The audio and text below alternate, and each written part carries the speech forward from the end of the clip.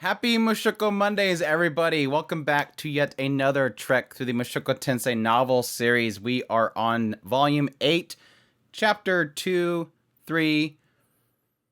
And yes, I read that side story, or at least part 1 of that side story, and I'm so confused. Like, answers, but then I'm so confused. Some things don't add up. That's all I'm gonna say. Things don't add up. I'm really hoping to get to that chapter. I know that certain people really want me to get there, so there's some people stop trying to spoil things, but I think even though I'm going to get there, I'm going to be speculating a whole crap ton because it doesn't feel answered. That part 1 doesn't feel answered, but yes, as per usual, greatly appreciate everybody's support through, yes, hitting the like button. Go hit that right now. Just stop right now and go down there and hit it. Leaving comments, being here for the premieres. It's been fantastic, the growth. We hit, I think, over 120 last week, and it was super great seeing all the people there for the premiere. As per usual, greatly appreciate everybody that supports us on Patreon, our tips link, our super thanks, those that are members of the channel. All that stuff, I greatly appreciate. It's that stuff that keeps this going, and I have a lot of fun with it, so it's pretty much a dream come true to have something like this that I just feel so passionate about. People enjoy seeing my... Basically, a lot of people reliving reading it for the first time through me, which is a lot of fun. All the spoiler people, bad. We had a few last week. Hopefully none this week. As per usual, this is purely speculation. I'm not asking for answers to anything. So if you're in the chat, please keep your comments in check. Those in the comment section, keep it in check. Nothing beyond what we're talking about with this particular Mushoku Monday. Even for others, I don't want others to see spoilers either. So with that said, let's just jump right into it because I really do want to get to side story 1, but we'll see. Chapter 3 is pretty big, and there's a lot of things to talk about, but so we'll see. Either way, I think I'm just going to try to push it. But yes, opening up Chapter 2, Entrance Exam. We get a little information around the 3 magic nations. This is an alliance between Renoa, Basharant, and Netis. Renoa Kingdom specifically was the largest country in the northern region, and had intimate ties with the Magicians Guild, which was headquartered there. What made these nations unique was that how much resources they poured into magical research, gathering exceptional people from around the world. Built on the edge of Renoa was the magic city of Shiraya. Within it was the headquarters of the Magicians Guild, as well as Netis Magical Implements Workshop, making it the center of the magic nations. We jump to Rudius and Elise. The two of them have booked an inn in the lodging district. Rudius made sure to get an A-ranked room with the inn, as he discovered recently that there's actually a reason why Elise beds people all the time. This is like super shocking. I was talking about this in the last Mushoku Mondays chat. I'm like, yeah, I read on and I got a little more information about Elise. Yes, one time during their travels, they kind of took a wrong turn and it took them a while to reach a city. And for some reason, Elise's health deteriorated rapidly and had tremors running through her entire body. She turned completely pale. There was something dangerous in her eyes as she looked at him. He frantically casted detoxification on her and even fondled her chest. She apparently was inflicted with a curse. If she didn't periodically sleep with men, she would die. What? What? Obviously, he felt sympathetic to her, but still, she claimed, I love sex, so even if I wasn't cursed, I'd still be doing much the same. Absolutely crazy. Now, my mind immediately goes to what would curse her for that? I'm sort of thinking this means that she's possibly a cursed child. Remember when we talked about cursed children and blessed children? The idea was that they all have abilities. These children all have abilities. That's the equal thing to all of them. It's just mankind itself, like the man God claims, we like to make twos out of everything. We like to separate things, make them categorized. And so if they're useful in the eyes of people, they'll see them as blessed children. But if they're not useful in any way, they're cursed children. And so yes, somebody that has to have sex all the time, no, with Elise, I would claim that that's a blessed child because everybody wants to get with her. But you would claim that, yeah, if somebody wasn't as appealing, they'd probably be seen as a cursed child. But she doesn't specifically say, I am a cursed child. She just specifically says, I have a curse. So it could be either. It could be that she was born with this, and which, never mind, that doesn't make any sense because an infant going around trying to bang things doesn't make much sense. Scratch that. I don't know, maybe that's the case, and we're just not going to talk about it. But yes, it does kind of put a perspective to her. She probably had something placed upon her, which, yeah, some would probably say thank you for putting that curse upon her, and she seems to be okay with it. But it does explain everything from the previous chapter. Again, she does this because she likes it anyways, but she has to do this. So it explains why she has to pay for it. She's paying people because she wants to, no questions asked. So if she goes to Soldat and Soldat's like, no, you're Rudius's girl, so I can't really get with you, Annalise is gonna be like, well, here, money. You know, it's a mutual contract. She's making payment because it's something that she needs anyways. Again, totally explains her, and I'm sure that means that the entire trip on the boat, Body Gotti got a lot of action during that time. But yeah, crazy. It just explains everything, and it's quite interesting world. I can see Rudy's like going, here, is this working? Is this working? Is this working? Detoxification, is this working? How awkward that's that will not be in the anime. That will for sure. I don't know. Bine does things, so maybe Bine won't hide from it, but I'll be curious. I think it'll probably be narrated, and you'll see like her being all like, you know, pale and stuff, and he'll explain it through the narration, and then it'll just cut scene. That's probably what's going to happen. Because yes, it still technically has to go on television in Japan. Anyways, moving on. Upon arriving at the university, Ellen Alsay claimed that she was going to join the university with him. Not because she was interested in magic, but she was interested in the young men there. At the front gate, he handed over the letter, and it was pointed to the teacher's building. Before Ellen Alsay could start flirting with the guard, he quickly grabbed her ear and started pulling. He mentioned something to the effect that it's kind of convenient that how long the ears are because they're easy to grab. All the brick walls were made of magic resistance bricks. Apparently the Magician's Guild had a monopoly on the sale of these bricks, as its creation was a well-guarded secret. As the name implied, yes, they repelled magic. And they were very, very expensive. The only place in the Ashra Kingdom that had these brick walls was the capital itself. And Rudius noted that he didn't really see anywhere in the holy country of Milis that used these, or in the King Dragon realm. I can kind of sort of see that the country of Milis doesn't really necessarily need it, because if you remember, Milshan itself was surrounded by these big pillars, these towers that were like built to be like a barrier. So there might not be a necessity for it, unless inside it could still have damage by magic. Maybe the barrier is only preventing the outside. But yeah, even here, even the Adventure Guild was using these bricks. So they had a monopoly on it. This place is completely fortified by it. Which, yes, he kind of sort of points out. It's probably really cheap to make these things. He's assuming that it's probably pretty cheap to make them, like the materials. But since they have monopoly on it and they're the only ones that can create it, they can make tons of money on this stuff. And yes, technically by making it very expensive means that their enemies won't be completely fortified by it. Once they arrived at a large plaza, in the center stood a large statue of a girl in a robe. The plate marked it as the first principal 56th generational leader of the Magician's Guild, Frau Claudia. So, another name to note.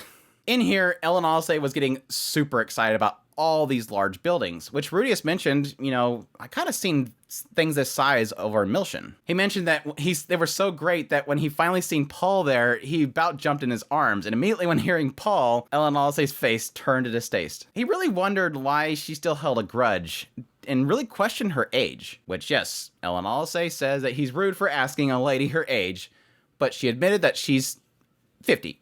Which he calls her a liar. After arriving at the teacher's building, Rudius handed over the letter to the lady at the front, and she told him to wait there. They went over and they sat down together. As per usual, Ellen Alsay came to his side, laid on him, and cuddled up against him like she typically does. He's gotten used to it at this point. He doesn't mind technically having a beautiful lady always on him. And yes, it made her happy that she had a man to fondle. After some time, the vice principal Genius arrived and greeted Rudius. He was an old fussy looking guy with a receding hairline. Based on his deep blue robe, he assumed that the guy was a water magic user. Rudius introduced himself, which the guy was expecting him to come there, but Ellen Alsay introduced herself as pretty much his party member, which the guy kind of just made a face, but then kind of shrugged it off. Kind of assumed that, okay, well, we need him here, so we'll just kind of deal with the fact that she's with him. That's fine, whatever. Genius admitted that his arrival there was pretty quick, and he assumed the only reason he was there was because Roxy probably suggested to him to join, which yes, Rudius was like, yeah, she technically told me a long time ago, but no,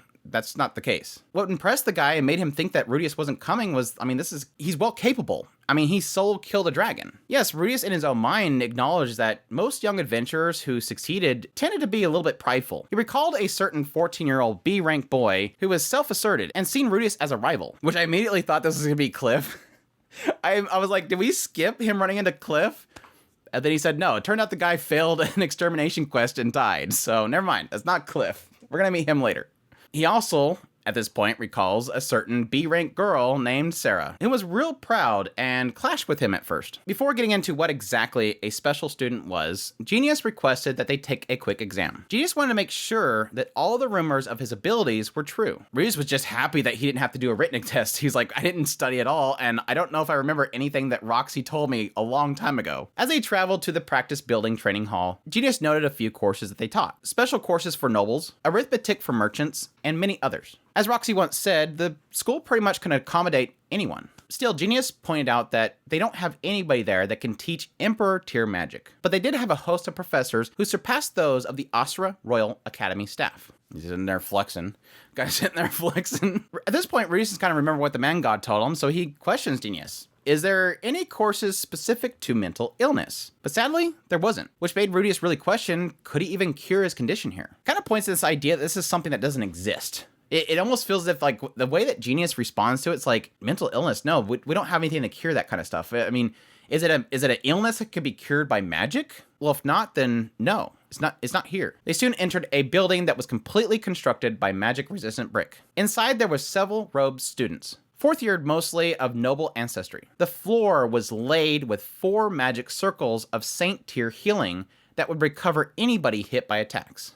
Kind of convenient for training. They like talk about this fact that this person gets completely engulfed by flames and it gets sucked away, and then they're completely healed. There was also an advanced tier barrier that could withstand magic. So essentially whatever was within this, it wouldn't go outside of it. And yes, Rudius notes that he's had several experiences with those particular types of barriers, but a little bit different as we find out later. These technically only withstand magic, not necessarily physical. But though, Rudius does note that if he ever got stuck in a barrier like was at Sharon again, he could probably bust out of it now. Like, he's gotten a lot of more experience with his magic use, and he feels like he can break it now. At this point, Genius says that he wants to begin a test. He wants to see him perform voiceless casting. But Rudius says, well, if that's all you need, I could have prepared that. Like, how does that prove that I can do it? Because it seems like it's something that he could easily fake if he prepared. Which, yes, Genius kind of admitted, yeah, that's technically true. Oh, but wait, we do have a pupil here that could actually help us out. A prized pupil of the school. One he figures that is no match for Rudius.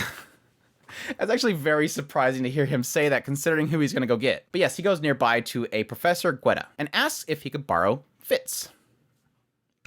It's finally happened. Fitz is finally meeting Rudius. Here comes a big moment. It's not going to happen. I knew it wasn't going to happen. I just assumed they're not going to just be like, oh, it's you. Okay, let me explain everything. No, it's not going to happen. I talked about this in the last video. I'm like, I know they're just going to drag this out as long as possible. And sure enough, I'm like 5 chapters into this volume, and it's still not revealed. But yes, after a few moments, they were approached by a young boy with short hair and sunglasses. His frame was petite, young looking, maybe 13. He was less built, but still, he was an upperclassman. Rudius greeted him politely. It's a pleasure to meet you. My name is Rudius Greyrat. Provided everything goes smoothly, I'll be a first year starting next semester. If you find me lacking in any way, I hope you'll guide me and encourage me along. Fitz responds, Oh, yeah, yes. Rudius noted that Fitz's mouth kept opening and closing, but finally he managed to reply. Kind of indicates that, like he wants to say something, like he knows something. I'm Fitz. A pleasure. I realize this is an inconvenience, but thank you for participating in my trial.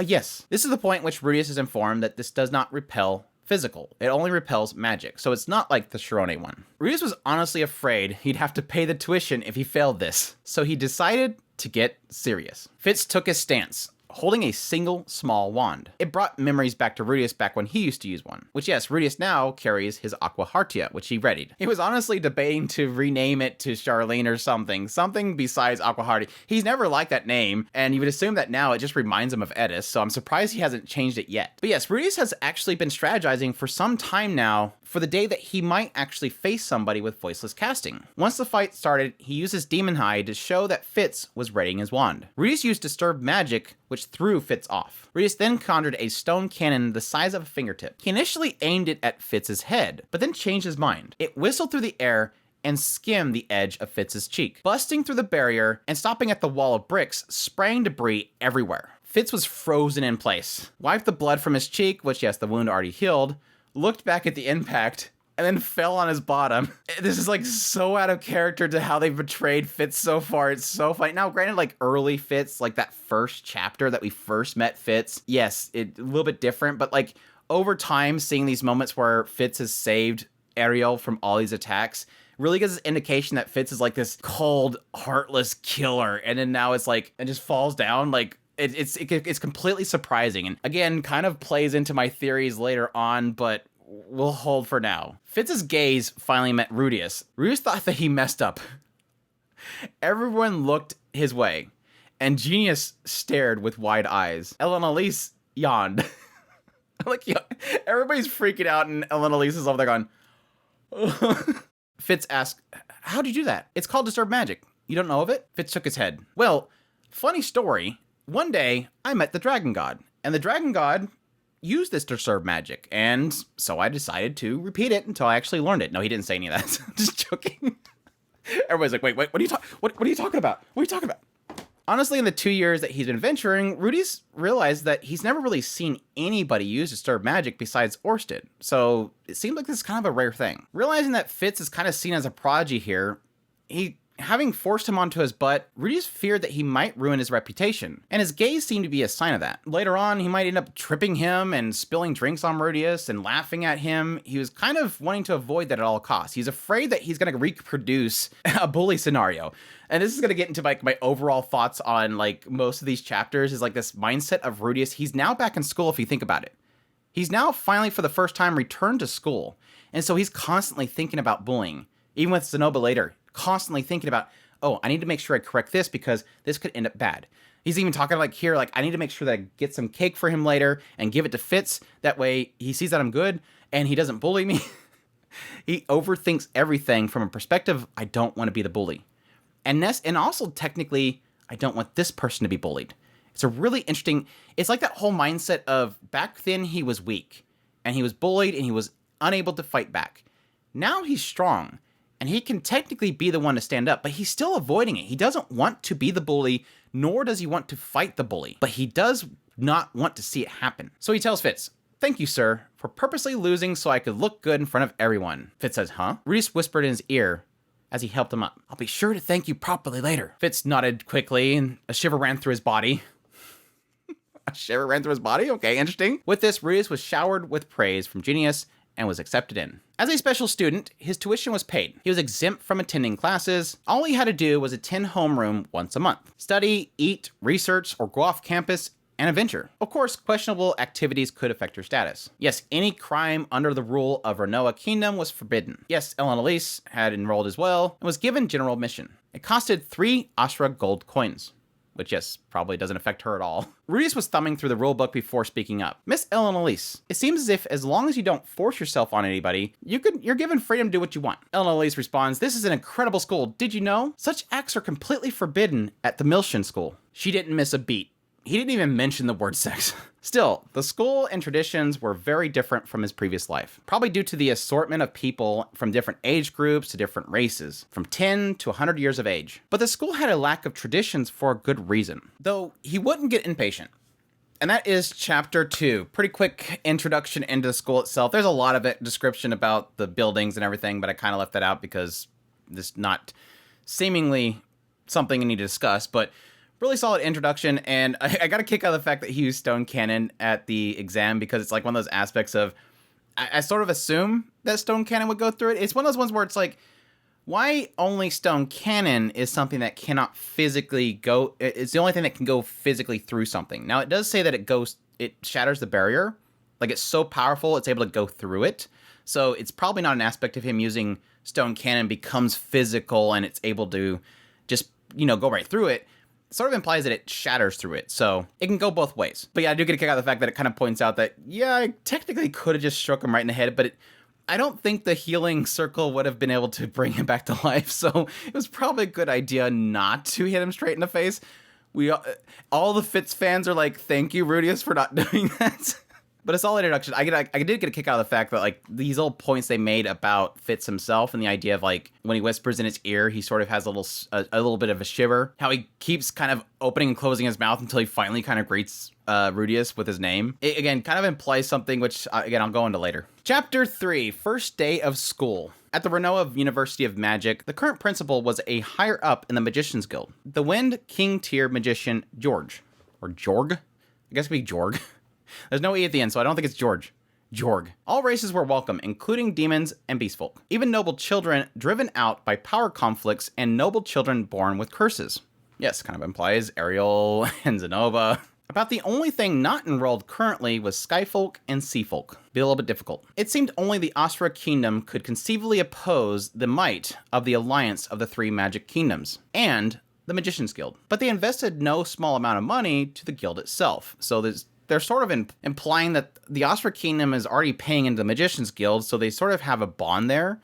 You can kind of imply the idea that the Astra Kingdom probably pays into the Magician's Guild just to keep them sort of as buddies. But again, kind of interesting to see that they still imply here that the Astra Kingdom could even face the Magic Kingdom, because again, from the perspective of Ariel, it really does feel like the Astra Kingdom is just falling apart from the inside out.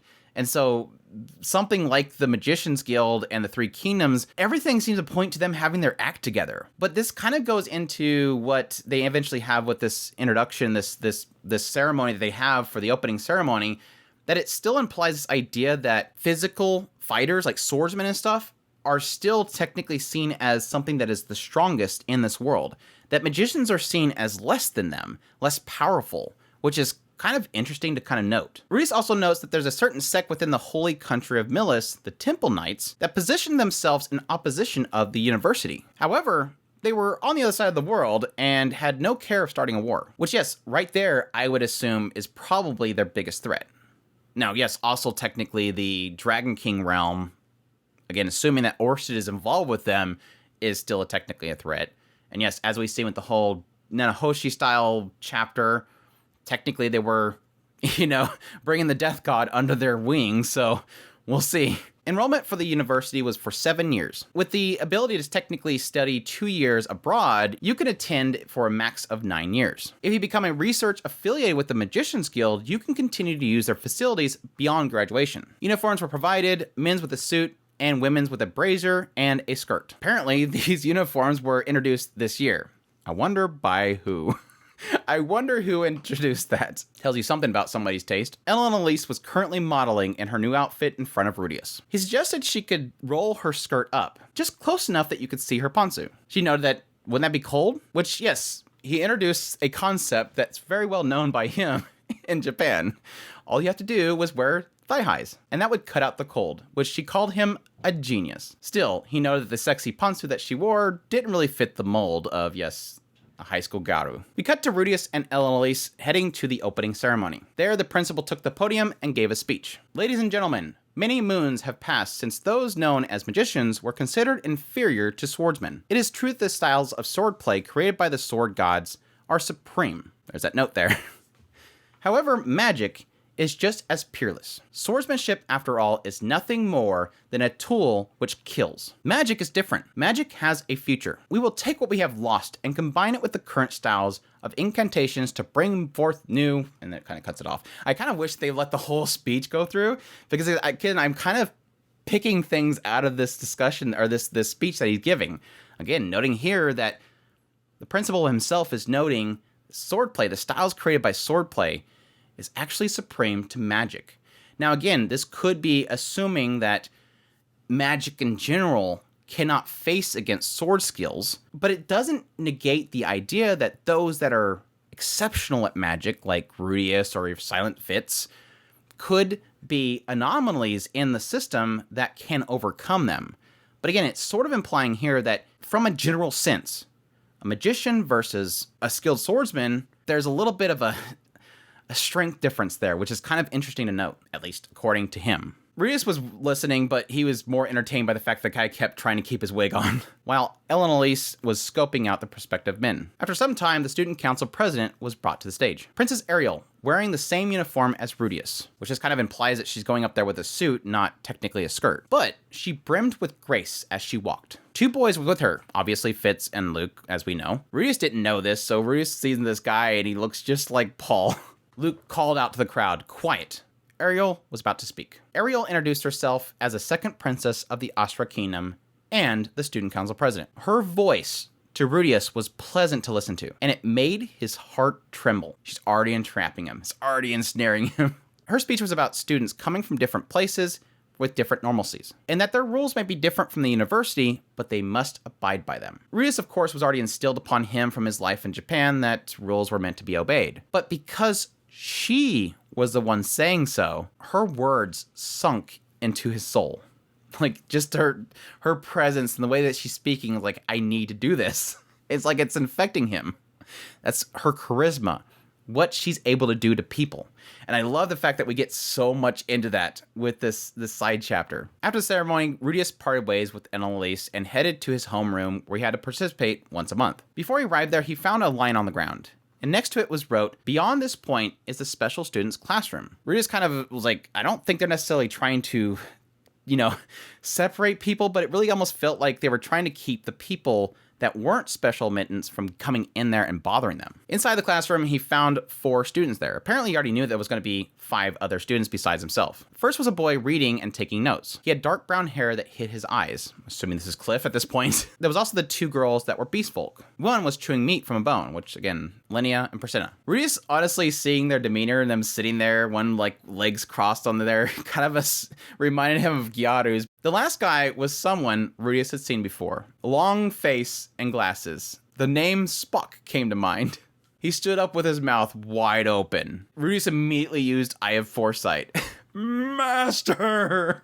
The man sent a desk flying as he steamrolled towards him. I want to see this animated so bad. I love this guy.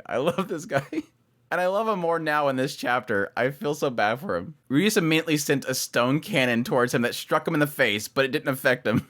Whoa, hold it. Release the tension from your shoulders. Relax, calm down. Knock it off. Honestly, he realized that he could have sent him flying from his strength, but he just lifted him. He's showing restraint now. Master, have you forgotten me? It is I, Zenoba. He grinned from ear to ear. Yes, I remember you, my dear pupil. Please release me. This is terrifying. It was Zenoba Chiron, the 3rd prince of the Chiron Kingdom. I love this guy so much. I'm so glad to see him.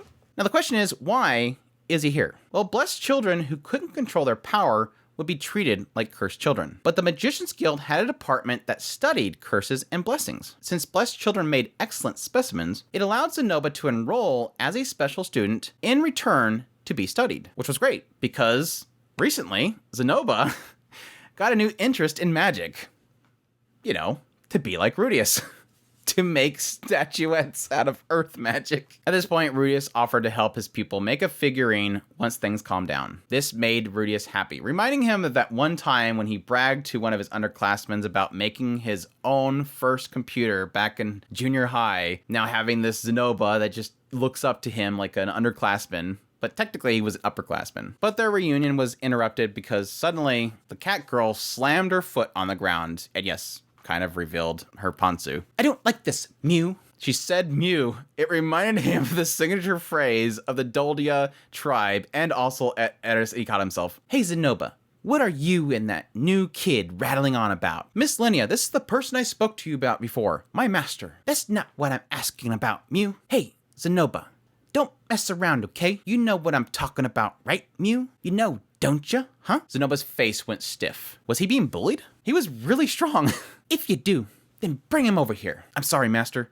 "No, don't worry about it." At this point, Rudius approached the girl. But he wasn't fearing her. Yes, she had a gaze, and yes, she was being all rough, but her gaze lacked a murderous intent. "Greetings. A pleasure to meet you. I'm Rudius Greyrat. I'll be in your care starting today. I'll be careful not to butt into anything. I hope we'll get along." She purred a laugh. "Straightforward, eh? Not bad at all, Mew. I'm Linnea Dodolia. A 5th year, Mew." I should do Nyas. A 5th year, Nya.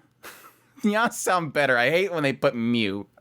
Though you might not know it just by looking at me, I'm actually the daughter of Gaius, the warrior chief of the great forest Dolia village. At some point, I'll inherit the position of the village chief, so you'd best start serving me now, nya? Oh, truly, Mr. Gaius took care of me while I visited Dolia village before. Ah, I'm so touched. To think I'd be able to meet the daughter of the man who looked after me at a place like this. Oh, that must mean you're Mr. Gustav's granddaughter as well, right? Mr. Gustav was good to me. He even let me stay in his house during the rainy season. Oh, really? That's so. So you're one of Grandpa's acquaintances. Suddenly, Priscilla spoke up. It stinks. Although she introduced herself, Priscilla found Rudius unpleasant. Zenobia whispered to Rudius, asking why he was being so submissive. But Rudius informed him that it was best to avoid conflict.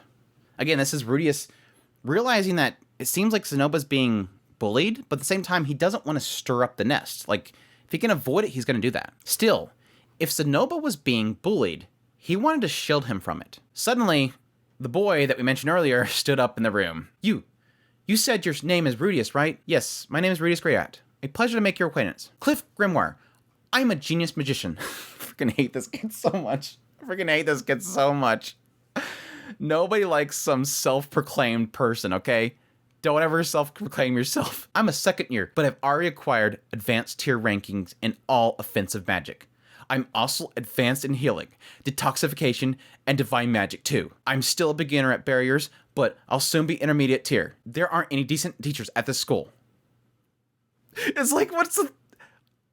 Asked who? Asked who? Nobody cares. Nobody asked for any of this information. I like the end. He's there's no decent teachers. That so fits into what we've seen with Cliff before too, with the whole Edis Goblin Slayer chapter. This guy just hates the fact that nobody's better than him, and all of his teachers are terrible and useless. Nobody asked. But no, Rudius speaks up. That's amazing. He honestly praised him sincerely, assuming that it was achievement for somebody to gain that in just 2 years. Now, yes, we all know he didn't learn all of that in 2 years. He already had plenty of this before he even joined. Yes, Cliff was obviously bothered by his praises and inquired if Rudius was skilled with the sword as well. Yes, Rudius admitted, but he said that he wasn't great. Technically, he was intermediate tiered sword god style, and he basically remembered nothing of the water god style that he'd actually learned. No matter how much time passed, Rudius still couldn't master what came easily as breathing to other sword fighters like Edis and Rajerd. So he just kind of semi-given up on the path of the sword. He never once used it while living as an adventurer. Obviously, the question mark here is Rudius wants to know, wait, how do you know that I wield a sword? Cliff said, Miss Edis. Rudius questioned, wait, so is she here? Which, yes, the guy quickly shot down. In Rudius' mind, he's fighting and trying to figure out where did Cliff meet her. But he asked, well, did she say anything else about me? Which, yes, Cliff said, oh yeah, she said that you were small. That's the worst thing you could tell him. You know immediately where Rudius' mind's going to go from here. Oh, so it's true. She did leave me because my unit was too small. Oh, so bad. But yeah, Rudius kind of replied back saying, well, I'm much bigger now after we parted ways 2 years ago, which Cliff was like, wait, so you guys parted ways? But still, in the end, Cliff claimed he didn't suit her anyways. Their conversation came to a halt with the arrival of the teacher. It was at this point that Rudius found out the remaining special student was Master Silent. There's Silent again. Silent coming up again. And again, this goes to my theory before. This is Silent, the same person that's doing all this stuff with the Remnant Guild or whatever, and they're specifically calling him that's his first name. It actually kind of implies that it's his last name. Typically you say Master and then last name. But I guess they say Master Rudius. They don't say Master Grey Rat. So it's Silent. It's got to be Silent Fitz. But yes, apparently Master Silent didn't have to attend because they were special influence in the academy itself. Yes, part of the student council. Now here's the only part that throws it off, as I'm considering possibly, it implies that this is Master Silent Fitz, but then what Zenobia says here kind of changed my mind. According to Zenobia, they've worked to increase school items on the menu, created magical implements, even the school uniforms were Silent's idea, which again implies the idea of that connection. But it struggles with me thinking this is Silent Fitz because Silent Fitz ain't got time for none of this. Silent Fitz spends most all their time sitting by Ariel's side. And as we'll find out in the next chapter, any extra time that Silent Fitz has, he's training spells. So they don't have time for all this other stuff. So it's kind of that confusing thing. It's like, is this Silent Fitz, or is there another person named Silent, and that person is a part of this big organization? And yes, it gets even further here. Zenoba claimed they usually shut themselves up in their private research room, emerging if they have reason to. Again, I have a sort of a theory here that I'll get into the next chapter. This isn't Silent Fitz.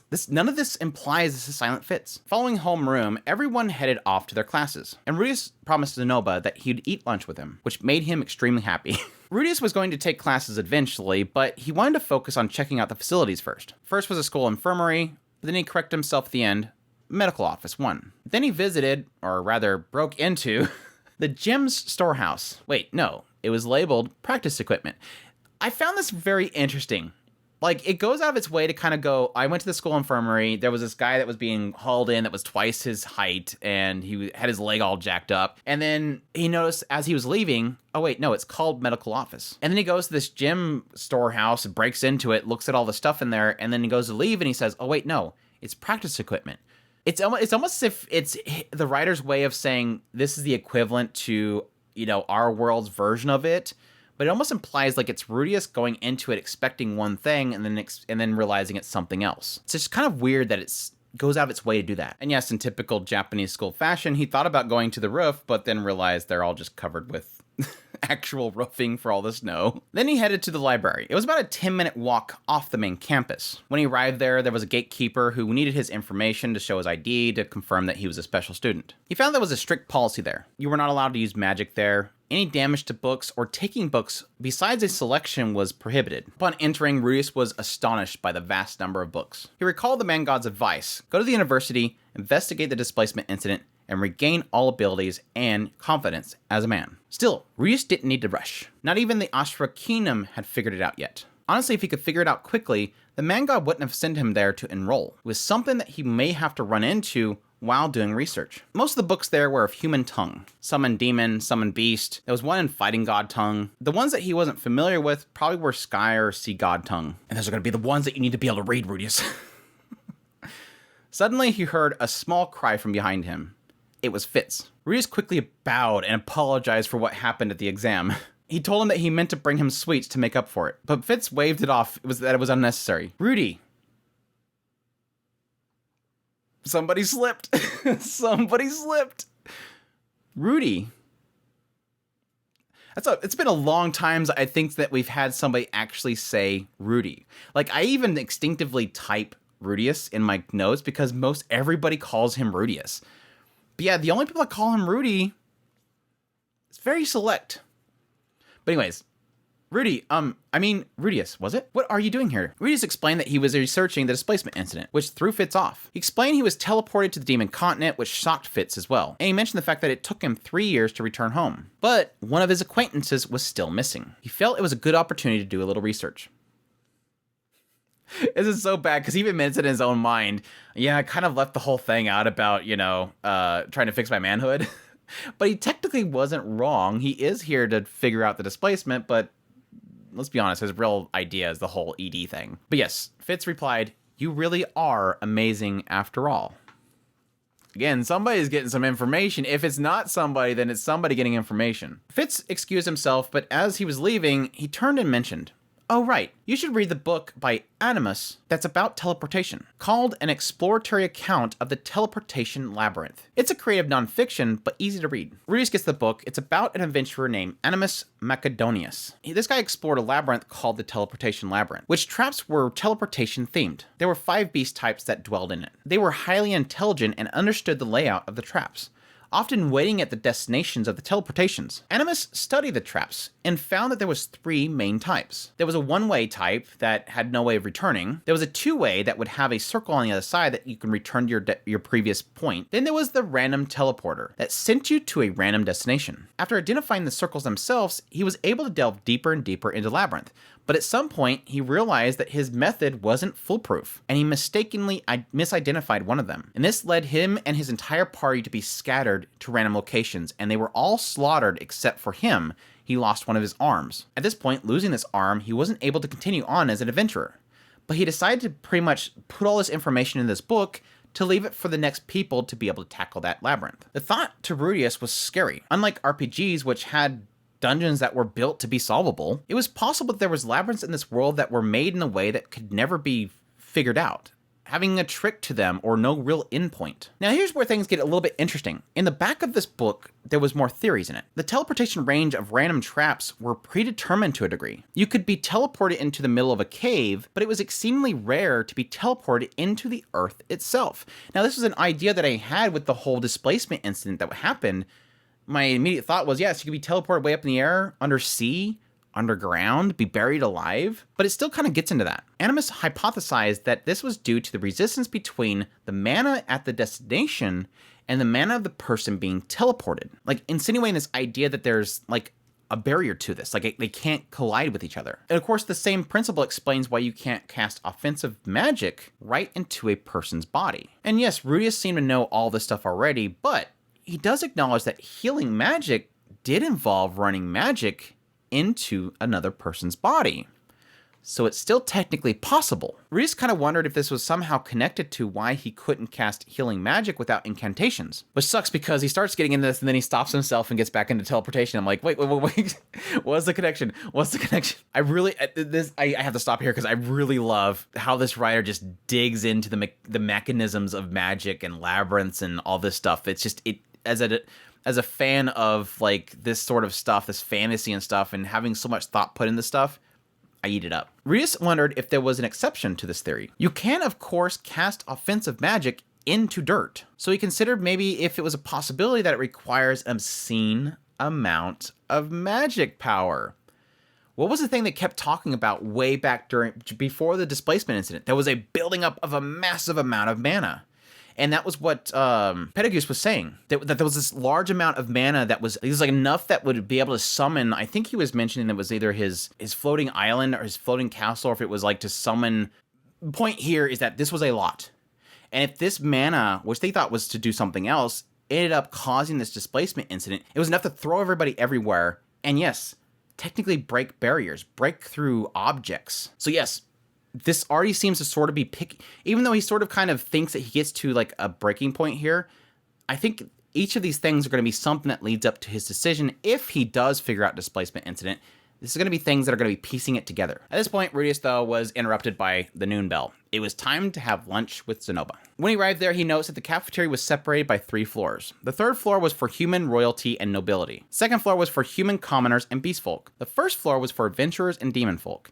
Rudius notes that this isn't to kind of segregate people. It's not like they're trying to create a class system here. The school itself is just trying to keep them separated because, yes, having a commoner or demon folk sitting next to a nobleman is just going to cause a problem. So they just separate them. Immediately, Zenoba dragged him to the third floor, and Rudius got eyed quickly. It's probably due to the fact that it was cold and he was still wearing his raggedy robes. Zenoba denied the idea of going to the second floor. Linnea and Priscilla was there. The first floor was full of heathens. And even though Rudius was like, okay, I can go there alone, Zenoba's like, no, not after so long. That's when Rudius heard a chorus of shrills that came closer. Women surrounding Luke, all begging for a date. As he walked by Rudius, their eyes met. It's you. He narrowed his eyes. The carefree look on his face turned grim. You're Fitz's... Rudius bowed, figuring it had something to do with his match with Fitz. Perhaps Fitz's companion was pissed on his behalf. What is he Fitz's? What is he of Fitz's? This is driving me crazy. After introducing himself, Luke shot back. Yeah, I know. I heard about you from Fitz. Apparently, you're insanely forgetful. Still just building it up. Luke had a disgruntled look on his face. You know my name already, don't you? No, I don't. So, you've chosen to pay no heed. That makes sense. Sorry, if it's no trouble, would you mind telling me your name then? Still disgruntled, he spat out. Luke noticed Grey Rat, then shoved past Rudius. At first, Rudius thought he was an illegitimate child of Paul, but then he realized, yes, he's probably his cousin. I hate this so much. It keeps implying something about Fitz, and Rudius keeps taking it the wrong way because he doesn't know what's happening like we know. I hate knowing more than Rudius sometimes. But no, it seems like he's mad here, like he's chosen to pay no heed. It's almost like Luke's either pointing out that you're not taking time to figure out the power system of this group, like that Ariel's important and that Fitz is there and that Fitz knows you and you're acting like you don't know Fitz. You've chosen to forget about Fitz. But additionally, this idea that it might also be implying the idea that you should know who Nanoto's family is. You should know who I am, kind of thing. Which I don't necessarily agree. Like, again, I'm assuming Luke knows that he's the son of Paul and that he would be out in this other area, not involved with the family. Like, he's not going to know who you are. But anyways, this could be multiple ideas here. It's like a whole bunch of things flinging around. With this whole problem now in the third floor, Rudius and Zenoba decide to eat outside. Rudius conjured chairs and tables and everything, which obviously Zenoba loved. As they ate, Zenoba gave Rudius a rundown on Princess Ariel and Amoy Asura. 17 years old, second princess of Asura Kingdom, we already know that stuff. Gaining power, displacement incident, losing members, yes, assassination attempts, escaping to the school. But then it gets into the two guards that he explains to Rudius. Silent Fitz, taught by an unknown master to do voiceless casting. But little was known of Fitz, as Ariel and her people were very tight-lipped about him. Rumors was that he was raised as a killing machine by the royal palace. But Rudius didn't feel that was true, based on his conversations with him, meaning that Rudius didn't really feel like he was some sort of killer. Then there was Luke Notice Greyrat, the second son of Paimon Notice Greyrat, currently head of the Notice family. And yes, the reason why Zenoba knows all this stuff is because he was forced to look into them by Linnea and Presena, probably at the point where they were trying to fight back. He claimed he wasn't being bullied though, but that he conceded defeat after losing to them. I want to hear about this fight because I don't see him losing. But again, it sort of implies that he's mellowed out. Like maybe after the whole incident with Rudius, like in his travels and everything, and the fact that he's starting to start focusing on something else, that he's got this focus that he wants to build up on, and that focus has sort of gotten that reckless nature out of him. And maybe that's why he would lose suddenly, because he's suddenly kind of controlling himself. I'm really hoping to get more into this stuff. Still, Rudius obviously has been on the bad end of bullying for so long. He wanted Zenoba to tell him if they ever told him to do anything he didn't want to do. He wanted to help Zenoba. I love this. It's the bullied now wanting to protect the bullied. But no, Zenoba chuckled it off. He didn't want his master to be worried about that. Instead, he wanted his master to talk about figurines. He's so simple-minded. He's like, I just want this thing. After lunch, he headed back to the library to search more on teleportation. He collected a lot of books, mostly those that have teleportation in the title. But this didn't work well, as they were either not detailed enough or they were just kind of filled with technical jargon. And he really needed a notebook so that he can jot down notes as he went along. So with this, he headed out to the school store before heading back to the dorm. He ended up passing by the women's dorm on his way before something descended from above. He instinctively grabbed it. It was a pure white fabric, or the proper name, pantsu. Fairly high quality ones at that. Looking up, he could see somebody peeking over the edge of the veranda. You dropped this? Yeah, panty thief, huh? Rudius heard screams from behind him and was quickly surrounded. Before him was a beast folk he referred to as a gorilla. One considered the sage of the forest. But he hadn't stole the pantsu in his hand, which were apparently Ariel's. Yes, he caught them and he was gonna give them back. He hadn't stolen them and he never sniffed them. He's quick to be like, I never did anything to them, I swear. There's one thing that we got a kick out of this series is like, in his own inner dialogue, he has to like defend himself from the reader. As he's being called a pervert, told to drop dead, he felt like crying. Rudius is being bullied again. I feel bad for him. I really do.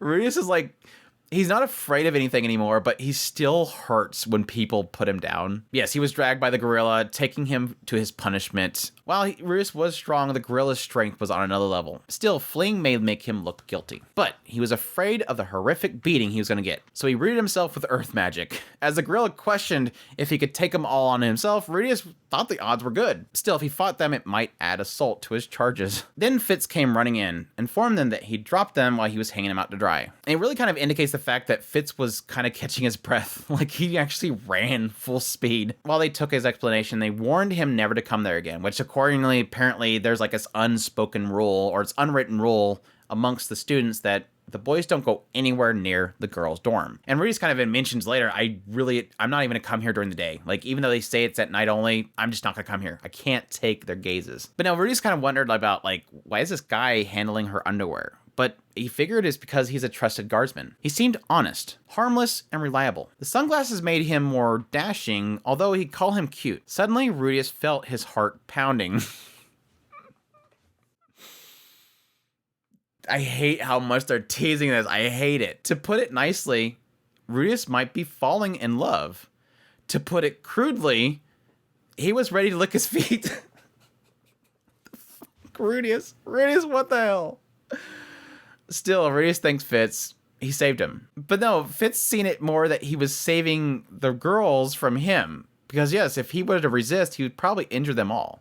Fitz knew how powerful he was. Yes, apparently the gorilla's name was Goliad. I'm guessing Goliad. Rudius thanked Fitz again, but then Fitz claimed that anybody would do the same thing. But Rudius in his head questioned, would anybody do that? In hindsight, he had a lot of memories of being falsely accused. Beastfolk, Paul, Orsted. Was his face so untrustworthy? Fitz, however, hadn't arbitrarily decided his guilt. I would argue he already knows more about Rudius than most people know. In fact, he stuck up for him. Now, I'd argue Edis did. Research stuck up for him. Ghislaine stuck up for him. I think Rudius is like just writing off everybody in his past except for certain people. But I guess that's also the aspect that he keeps he has this abandonment issue where he keep kind of writing people off as they seemingly leave him. Again, even Sarah stood up for him. Suzanne stood up for him. But no, he felt it was nice that Fitz didn't hold a grudge for what happened at the exam. And he felt Fitz had clout in the school and helped him give him advice at the library. He was a man of character, and to show him respect,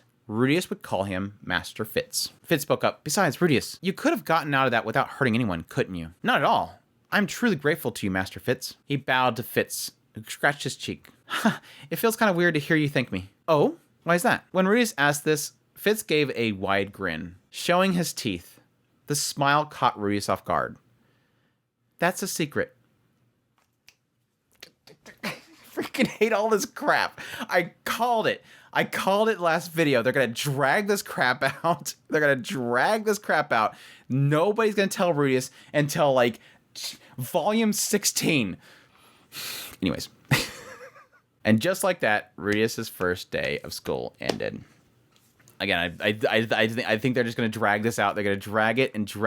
Now again, technically we're gonna get into this with the next chapter, so I'm probably not going to even bother sitting here doing some after chapter talk because it's all in that chapter. It's all here.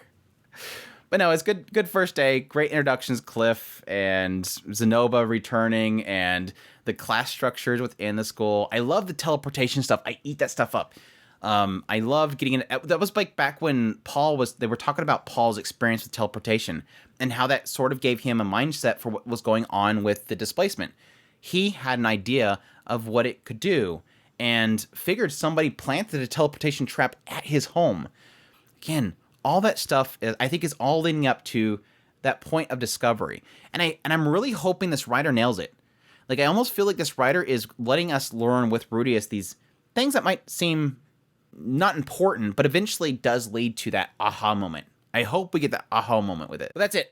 I'm going to call it there. I'll just hold the side story Sylphiette part 1 for next week's Mushoku Monday. So I hope you guys will wait for that. I'm just joking. Let's jump into side story Sylphiette part 1.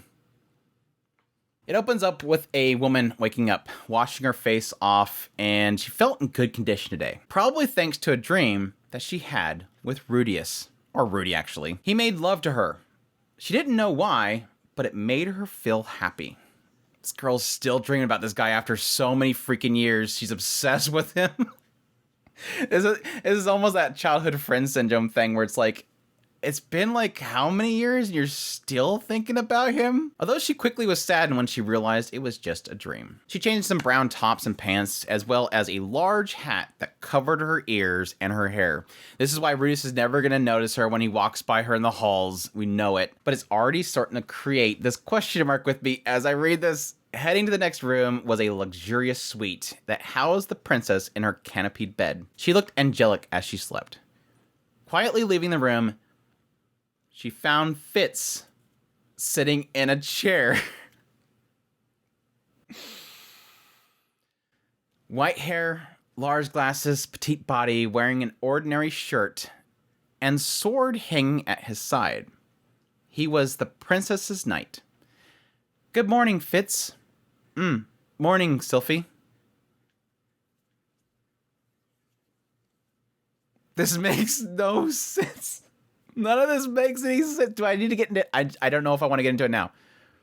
I don't know if I want to get into it now or if I want to get into it later. I should probably just wait till the end. This was Fitz, one of Princess's attendants and Sylphie's friend. He was mostly busy with attending the princess. But when he had time off, Fitz studied voiceless casting with Sylphie. You could say she was his master, but she never called herself that. At this point, she left to do her morning jog, something that she started doing after being separated from Rudy. She made a habit of memorizing the layout, testing her limits, and noting shortcuts. She felt it was something that Rudy would do too. She's obsessed with Rudy. She's obsessed. After the sun came up, she headed back to the dorm to find Princess waking up. They started working on getting her dressed, something that she struggled with at first. Now and then Ariel would make selfish requests, but she didn't mind. Ariel, after all, had saved her after the displacement incident, when she didn't know up from down. Even if she knew Ariel only did it for her own benefit, she took advantage of who and what she could. Still, it was because of her that she survived this far, and she wanted to do anything that she could to repay her, considering how painful it must be to be exiled from her homeland. She had no idea what Ariel had thought of her. Sylphie admired her, but began to understand her true colors. This is what I was kind of getting into earlier. Bewitching all with her smile. Her smile was mostly insincere. It worked to move others in a way that would benefit her. Perhaps the smile that she sought Sylphie was a lie too. I like this aspect. Again, like it's not, Sylphie's been with Ariel long enough that she knows what Ariel's doing. She knows that her smile and her charisma and everything just kind of turns everybody into puppets for her. She knows there's this other side of Ariel, but still she chooses to serve her. Now, here's the thing that's going to create a big question mark, and I think as we get later on, when Rudius does get involved with this whole situation, now that we're kind of seemingly separating Fitz from this scenario, would Sylphie want Rudius to be bewitched by Ariel? Aside from jealousy, would she want that? She knows Ariel basically manipulates people. We've always gotten perspective up to this point of everybody serving Ariel because she is what the kingdom needs.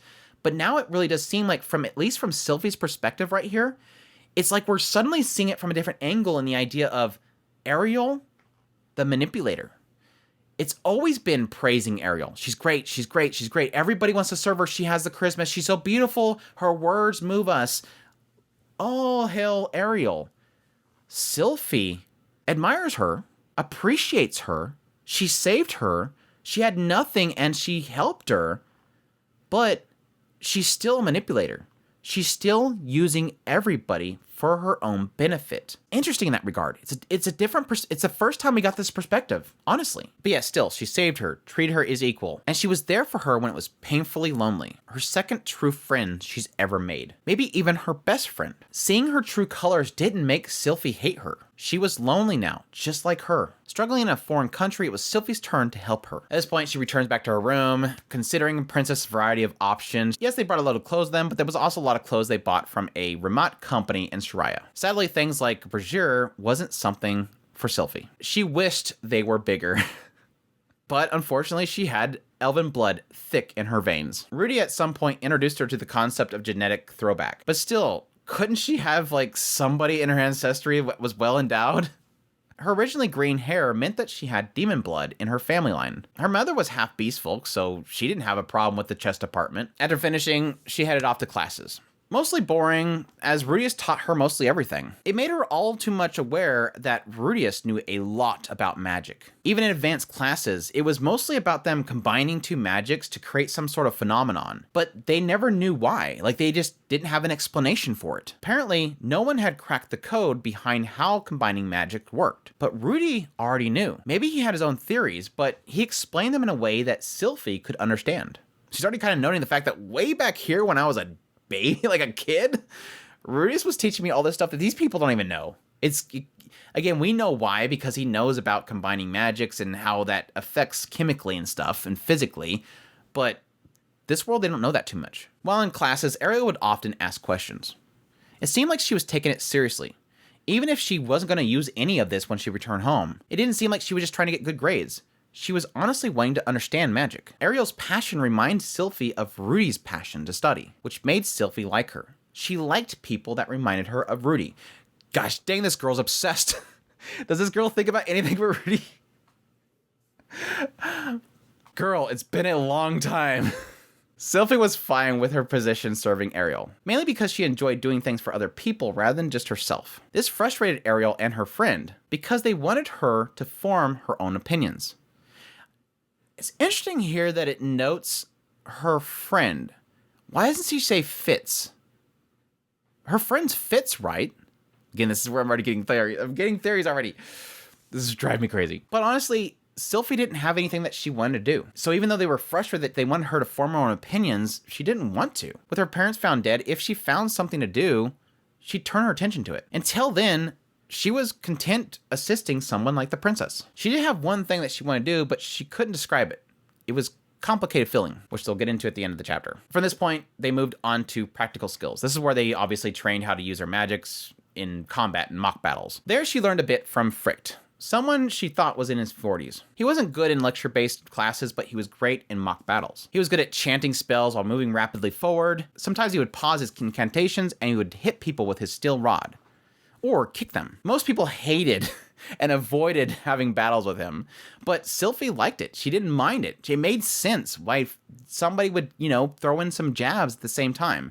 It made more sense than people just standing there just throwing magic back and forth at each other and not moving. And he was good at teaching because she would ask questions and he would reply. It seemed Frick's goal was to become a professor of this university. And Sylphie admired people that knew what they wanted to do. It was kind of interesting because after the classes were done, Ariel decided that they were going to go shopping.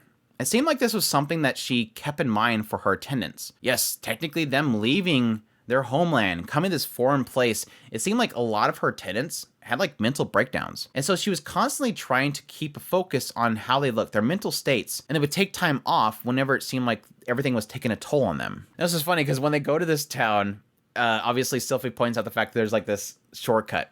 And Luke points out that he knows kind of why the town is laid the way it is. It's like a labyrinth almost, probably to defend against invaders. And Luke got all this information from taking these dates with girls. And yes, she kind of takes note here that Paul was the same way. It seems like a normal thing for the Notos family. And so considering the fact that Rudius has Notos blood as well, Sylphie assumes that Rudius is probably a ladies' man as well. She remembered how his attitude changed the moment that he discovered that she was a girl. He'd probably be skirt chasing even after getting married, just like his father. She wondered how many partners Paul would have had if Zenith wasn't a person of the faith. Though she wasn't a member of the Mill's faith, Sylphie wanted a partner that would focus on her, which Rudius probably wouldn't like. So she was probably going to have to be open-minded if they got married.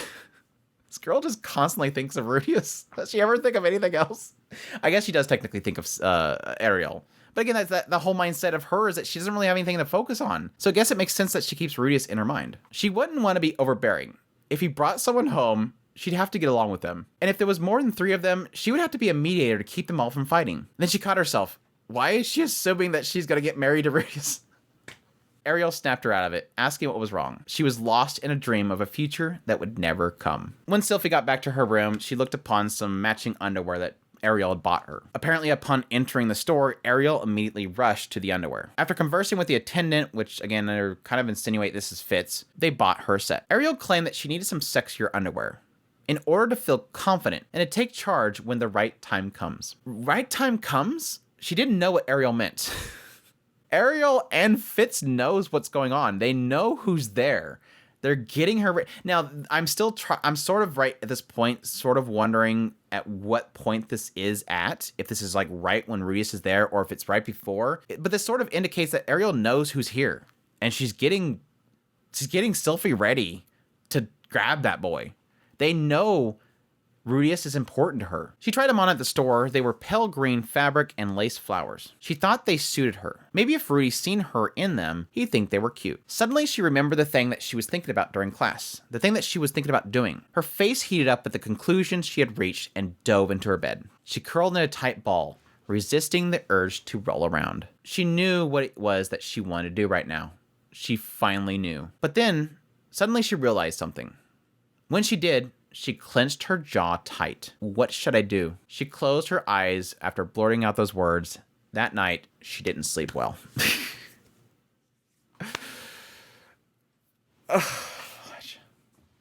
None of this makes any sense. None of this makes any sense. Okay. So, Andrew, what did this chapter do? Obviously, this chapter opens up. We're at the academy, so we obviously know where.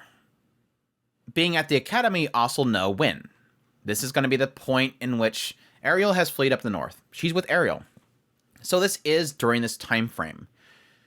The big question mark that obviously is created the moment that this chapter opens is we obviously establish, okay, Sylphie is alive. Sylphie walks out the door, and there's Ariel. Okay, Sylphie is with Ariel. Then she steps out another door, and then Sylphie is with Fitz. And everything up to this point has indicated that Fitz is Sylphie. And now they're separating the two. My mind right now is believing two possible things here. Well, three possible things. Three possible things here. One, when the displacement incident happened, Sylphie gained a split personality. She snaps back and forth between being Sylphie and being Fitz. When she's Sylphie, she goes on her jogs, she comes back, she attends to Ariel, and then Ariel goes off to school. She takes her classes and whatnot. She's the silent part. She's the one that's always locked up, never coming out, constantly studying, makes this brand of clothing, all while attending to Ariel. Then, every now and then, she splits to the Fitz part. The Fitz is the part that's outgoing, protecting Ariel, is a fighter, protects everything. Again, split personality created. Why I believe this is because, yes, the opening chapter of Silent Fitz is that everything Fitz talks about and thinks about is the same as Sylphie. So unless Fitz's entire history matches Sylphie, it doesn't make any sense. They have the same exact background. They both have silent casting. And it doesn't make any sense when it implies that Fitz learned it from Sylphie. Fitz already knew silent casting when they were teleported. Talked about that. And to be perfectly honest, I think this first theory is the one I think is the most probable. And I think the big telling thing is, think about this side story chapter. Yes, when Sylphie first walks out of the room from Ariel, she does greet Fitz. But think about it. Any other time, every other scene, what is absent? She always refers to Fitz as the attendant. When they're walking, you assume the attendant is Fitz, the knight is Luke. They even at some point say Luke's name, but they never mention Fitz again. Ariel never mentions Fitz. Luke never mentions Fitz. And even Sylphie doesn't mention Fitz. She mentions the attendant. Ariel asks the attendant. The attendant did this. She never says Fitz again. When in the presence of other people, she never acknowledges Fitz, and others do not acknowledge Fitz. Sylphie is Fitz. I don't know if it's a thing where Sylphie herself, when people say Fitz, she hears Sylphie. Or again, if it's just going to be a split personality thing where every now and then she just snaps and becomes Fitz and snaps and becomes Sylphie. And they're used to it by now. That's a big question mark. But again, I think it's very telling that they never mention Fitz's name in the presence of Sylphie. Or at least ever since she acknowledges that this Fitz guy always guards her. I think it's at her own mind believing that she's always guarded because Fitz always guards her. But then when Ariel gets in danger, bam, she turns into Fitz. Again, it goes to that whole theory that I have. I think this is Silent Fitz. Silent is Sylphie, the one that was always hiding away, doing research. Nobody ever sees her. She comes out with Ariel and goes out with her, keeps her self-identity covered up with a big old hat. And then, once Silent goes away, Silent Fitz becomes Fitz. And that's the protector. Second theory. It's kind of same as the first one, but the idea that Sylphie split into two beings when the displacement incident happened. So when the displacement incident happened, she split into two people. One was Fitz that saved Ariel, and one was Sylphie. And they both were brought in by Ariel. That's another good explanation as well, because then that would still remain the idea of Fitz having so much in common with Sylphie, and yes, they train together and they're friends and they look similar to each other. They're both elves. They all both have frizzy hair. They're both petite bodies and everything. And they're both in the same exact place. The idea of two elves appearing at Ariel's side doesn't make much sense. The third theory is that this is all just coincidence. Fitz shows up there, and yes, Sylphie shows up somewhere as well, and we just never heard about Sylphie. We just always heard about Fitz, and then suddenly out of nowhere, oh, by the way, also, Sylphie's been with her the whole time. Just, you know, she's been just hiding away. We've never heard of her or anything. She's just been there. I just realized something. My fourth and final theory, and I don't want this to be the case. I really don't want this to be the case. The reason why Fitz and Sylphie were both there and eventually joined Ariel was because Fitz fell from the sky, joined Ariel, became a guard. Again, it still doesn't explain why his history is so similar to Sylphie. And then a certain somebody sitting on Darius's lap as he just kind of rubs her inappropriately was Sylphie. It mentions that she's a young slave that he obviously probably bought. This implies that, yes, Sylphie landed somewhere, became a slave, Darius bought her, has been doing inappropriate things with her, and then overheard Darius and the king and the prince's plans, and then eventually Ariel came across her and swooped her up and heard all of their plans from this slave, and that's Sylphie. I hope that's not the case, but it explains the whole idea of the slave child, the fact that the chapter itself puts so much emphasis on she was ... but that's a story for another time like this writer loves to do. Again, I hope that's not the case. And again, it doesn't technically explain why Fitz has such a similar history to Sylphie. It doesn't explain any of that stuff. Now, it could just be like coincidence that Fitz's explanation of everything is just similar, but it's not the same as Sylphie, and we're just assuming that he's talking about Rudy. He's talking about Rudy. But in actuality, it's all more of a fact that Fitz is kind of, again, create that delusion to us, or that mistake in our minds, and it's all actually, no, similar backgrounds. We make the assumption, and then, yes, Sylphie is brought in by Darius, swooped up by Ariel. She learns of their plans, she flees, and over time, yes, technically Sylphie becomes the master of Fitz by teaching Fitz everything that Sylphie knows. And all these things that Fitz is being taught from Sylphie is the same stuff that Rudy taught to Sylphie, and so we create that connection there. Again, I don't want that to be the case, because then Sylphie went through some really terrible stuff, and that breaks my heart. And again, that technically does explain why she'd be in the mindset she is. Because again, like I said before, I struggle with this mindset of somebody who has lived away from somebody for 10 plus years, but yet they still think about them all the dang time. It doesn't make any sense. Well, technically, I think it would be like 8 years. 8 years at this point. Because I think they separated when he was 7, ? And then that's 8 years span that they'd be separated. Time doesn't matter. But I mean, like 5+ years is a long time to be away from somebody and going through terrible things. But if those things that she's going through are terrible, it does technically explain why she would connect herself so much to Rudy, because she'd find in a bad moment in your life, sometimes people will attach themselves to that one thing that they really appreciated and keep focusing on it to get through their current situation. Remembering the good times, remembering when things were good, remembering how positive life was, and the hope that you can get back to it. I can get back to Rudy.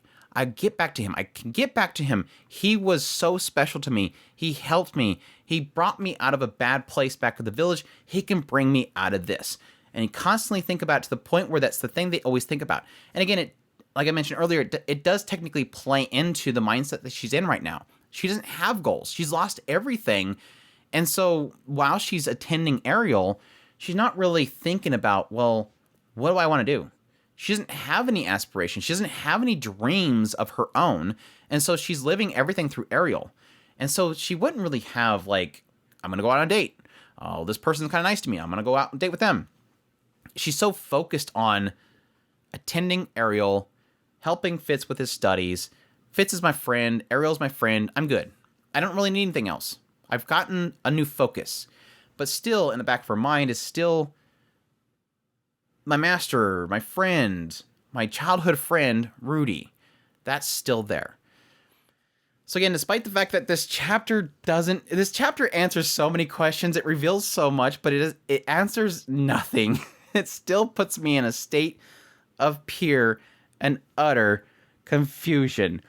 And I kind of was a little bit afraid when I read this chapter. It's like, this makes no sense to me. Like it again, it splits the two, which there was a thought in the back of my head that when I came to the point of revealing things, it was going to become a thing of, oh, it's not that simple. You don't have it figured out. The writer's making things a little bit too obvious for a purpose. Again, like I mentioned earlier, he's trying to make us think, oh, Fitz is obviously Sylphie. And again, there is an aspect of watching the anime sort of implants that into your head as well, especially with that last... This makes me really hate the ending to the first season. Now, the only thing that saves the ending to the first season is the idea that that wasn't Fitz's voice. That at the end of the first season, it's a misdirection, the idea that we see that scene where Fitz is standing in that room and you hear this talking about how great this guy is. Perhaps the anime in that scene, because it never shows Fitz's mouth. So perhaps in the anime, they're trying to misdirect as well. And the idea that you think Fitz is saying this, but it's actually Sylphie saying it. Again, if it's true that Fitz is not Sylphie, and they're separate beings, and it's not a split personality, and it's not a shared memory, that would make sense. But again, it's sort of not playing out that way in Volume 8 so far. It's not playing it out as if Fitz knows Rudius. Does almost say Rudy, but again, if Fitz is hanging around with Sylphie always says Rudy. And so it makes sense that Fitz would go, oh, Rudy. Oh, wait, Rudius, right? Like he has to correct himself. In the end, I do like the idea of these being separate characters, because it kind of restores a little bit of my faith in Sylphie as a character. I didn't really want Sylphie to become Fitz. I didn't like the idea of Fitz being Sylphie and the idea that it feels so different than her. Again, my assumption was that she got teleported and it messed with her. And she became cold and strong and confident really quickly. It's a jarring personality change for a character like Sylphie. Now, again, they do imply that Sylphie got confidence and she started fighting back against the bully once Rudy left and she gained her own independence. But that's a huge stretch to becoming a killing machine. It makes more sense that Fitz is a killing machine and Sylphie is still Sylphie. I like that Sylphie is still Sylphie. There was a side of me thinking of like the big waifu words that does, yes, when I think about it, I'm going, Roxy's way up here and, and Elenisa's gotten up quite a bit right now. And then there was Sylphie. And honestly, with the idea of Sylphie being this personality of Fitz, came down for me.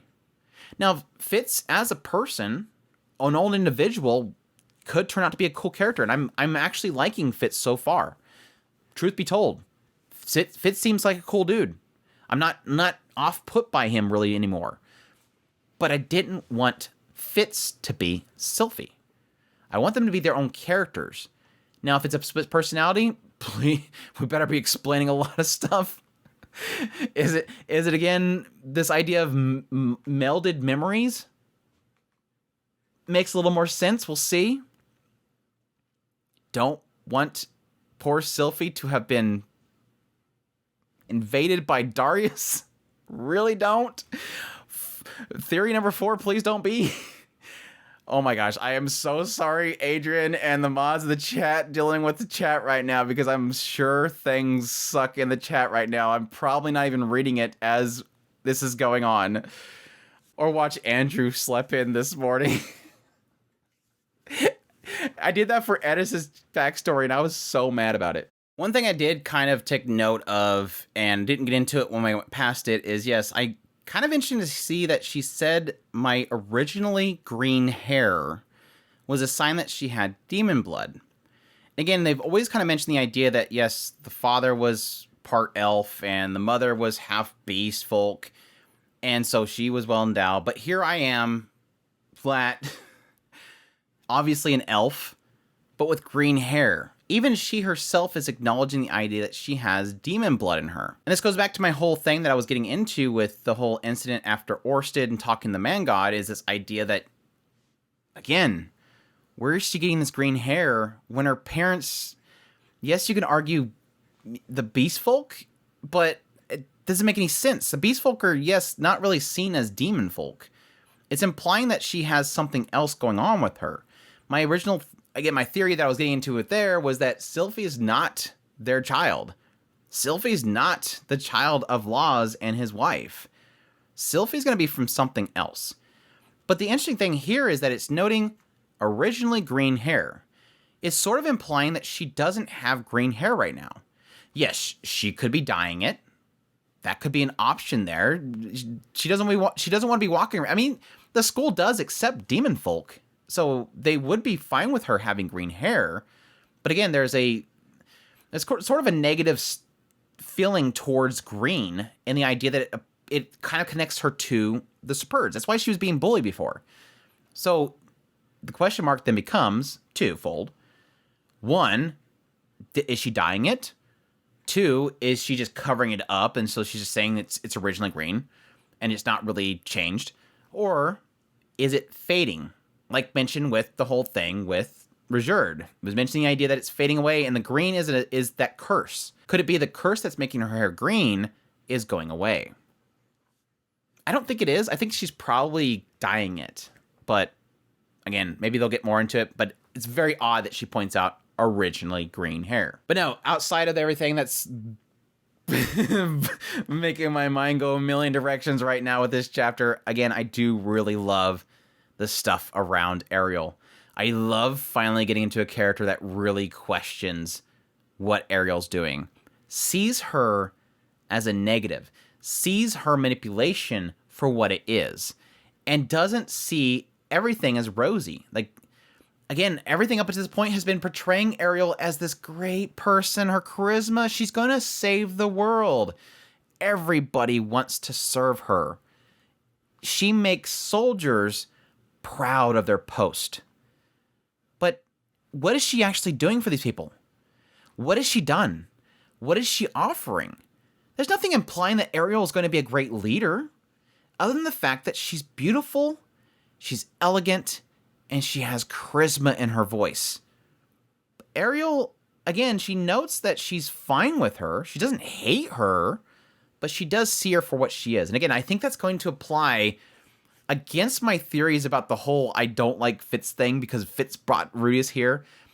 It's going to apply in that whole conversation I was having in the last video, and the idea that I think Fitz is like, yeah, I know who this person is, and they bring him in. But I think when Sylphie finds out that Rudius is there, I'm wondering if Sylphie's going to say, stay away from Ariel.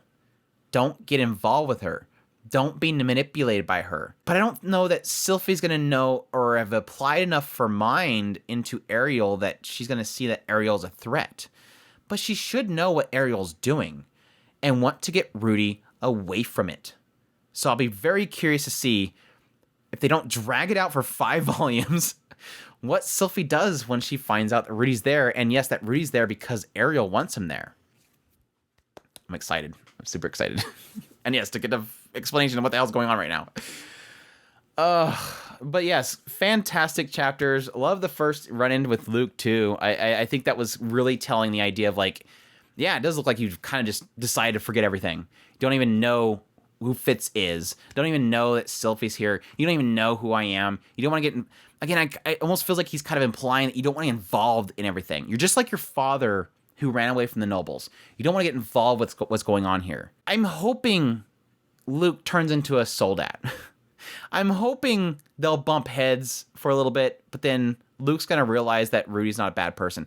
But at the same time, I don't see Luke as being, so far, I don't see him as being a terrible person, but at the same time, I don't see him as being a good person to other people besides females.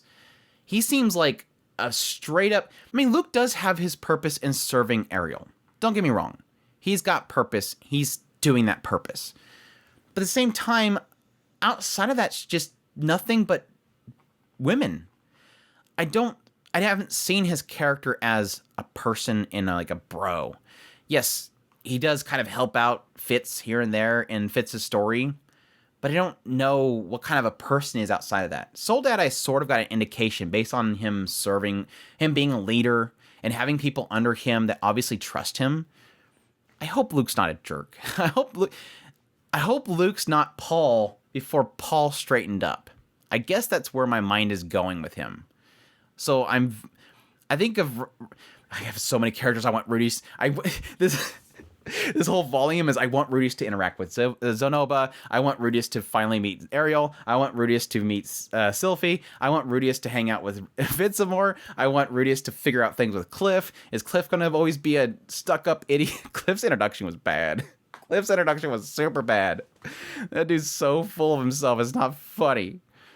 But no, I love running into Zonoba again. He's so good. I love him to death. And yes, I cannot wait to see more of Ellen Elise doing crazy stuff. This is just, I'm super excited about this volume right now. I cannot express. I'm just going to finish recording, get it edited, and go right back to reading.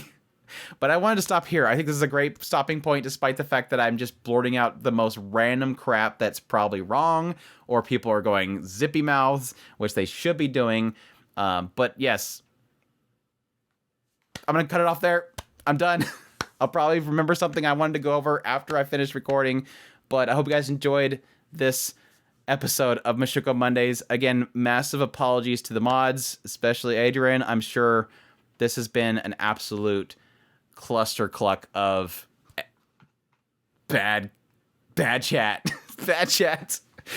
I'm gonna guess 15 deleted comments. 15 deleted comments in the chat. The comments in the below the video, who knows?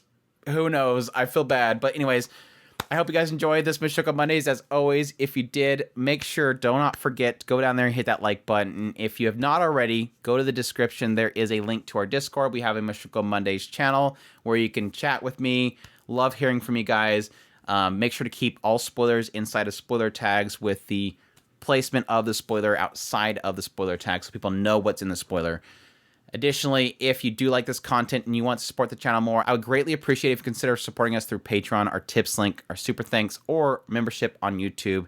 I greatly appreciate that it supports the channel. It's because of you that I'm able to keep this going. You guys mean so much to me. Even if you can't support through monetary, share the video out, let your friends know about it. All that stuff helps us out. And until the next Mushoku Mondays, y'all take care.